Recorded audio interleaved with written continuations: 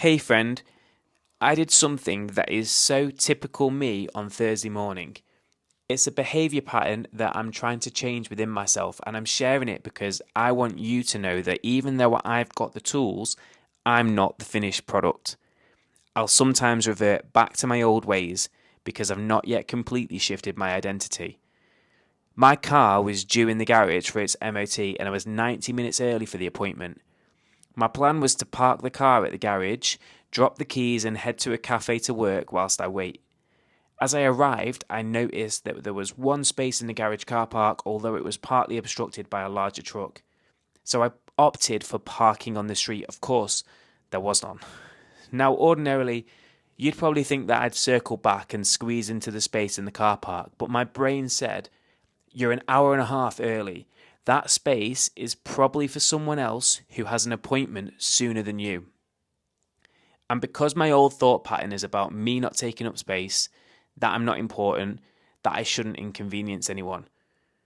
And it's something that I am working on. So I did another lap of the one-way system and tried to find alternative parking before driving past the garage again, hoping a space had become free. I repeated this process for 15 minutes. Still nothing. Finally, I decided that I'd just park in the space, and if they said no, I was too early, I'd just move it. I parked up and walked in, and the receptionist, laughing, asked why I'd driven past the garage over and over for the last 15 minutes when I could have just parked in the space. I did what I always do in these situations.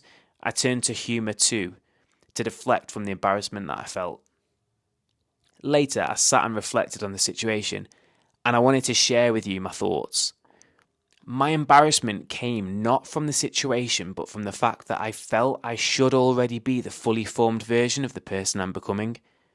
But there was also recognition of the fact that I did eventually take up space.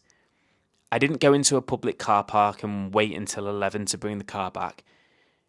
And I'm reminded that identity change needs to be lived.